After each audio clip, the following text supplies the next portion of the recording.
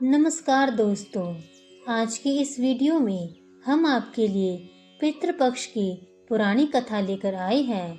ऐसी मान्यता है कि इस कहानी को पढ़े बिना पितृपक्ष का पुण्य नहीं मिलता है, इसलिए इस वीडियो को अंत तक देखें और पितृपक्ष का पुण्य प्राप्त करें।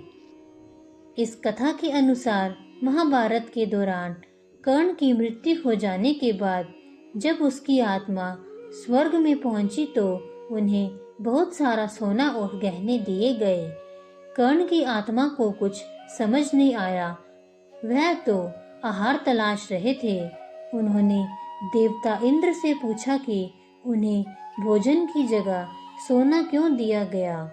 तब देवता इंद्र ने कर्ण को बताया कि उसने अपने जीवित रहते हुए पूरा जीवन सोना दान किया, लेकिन अपने पूर्वजों को कभी भी खाना दान नहीं किया। तब कर्ण ने इंद्र से कहा, उन्हें यह ज्ञात नहीं था कि उनके पूर्वज कौन थे और इसी वजह से वह कभी उन्हें कुछ दान नहीं कर सके। इन सब के बाद कर्ण को उनकी गलती सुधारने का मौका दिया गया और 16 दिन के लिए पृथ्वी पर वापस भेजा गया, जहां उन्होंने अपने पूर्वजों को याद करते हुए उनका श्राद्ध कर उन्हें आहार दान किया, तर्पण किया। इन्हीं 16 दिन की अवधि को पितृपक्ष कहा गया। अतः इस कथा को पढ़ने अथवा सुनने का बहुत ही महत्व माना जाता है। ऐसा माना जाता है कि इस कथा को पढ़कर आप पितृपक्ष का पुण्य प्राप्त कर सकते हैं।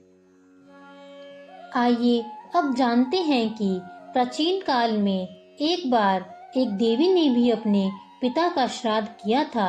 चलिए जानते हैं सबसे पहले देवी सती या देवी सीता किसने श्राद्ध पूजा की थी।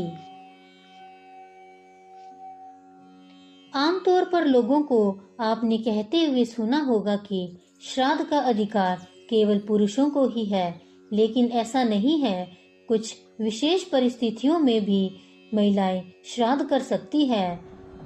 चलिए जानते हैं सबसे पहले कौन से युग में किस देवी ने श्राद्ध किया था, जिसके बाद से यह प्रथा चलती आ रही है।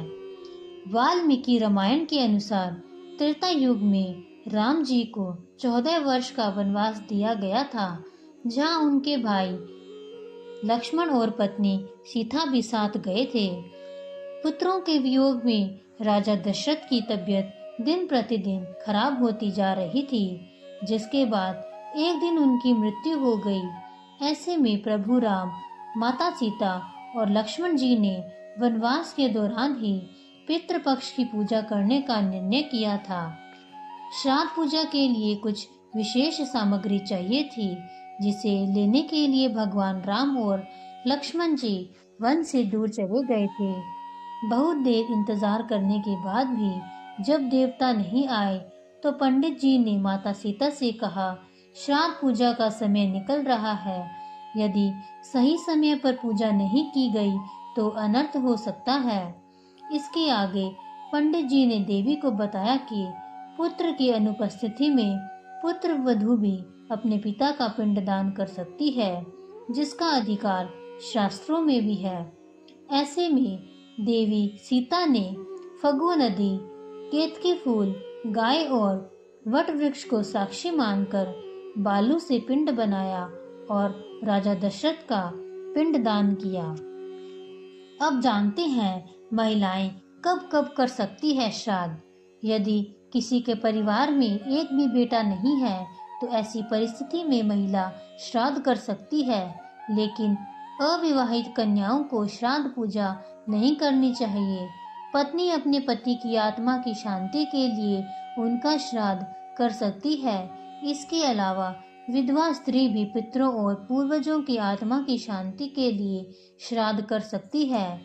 बता दें कि घर की सबसे बड़ी महिला को ही श्राद्ध करना चाहिए। अगर आज की जानकारी आपको अच्छी लगी हो तो मेरे चैनल को सब्सक्राइब ज़रूर कीजिएगा और इस वीडियो को लाइक कीजिएगा एवं सबके साथ शेयर कीजिएगा। मिलते हैं फिर एक और नई वीडियो के साथ। तब तक के लिए नमस्कार।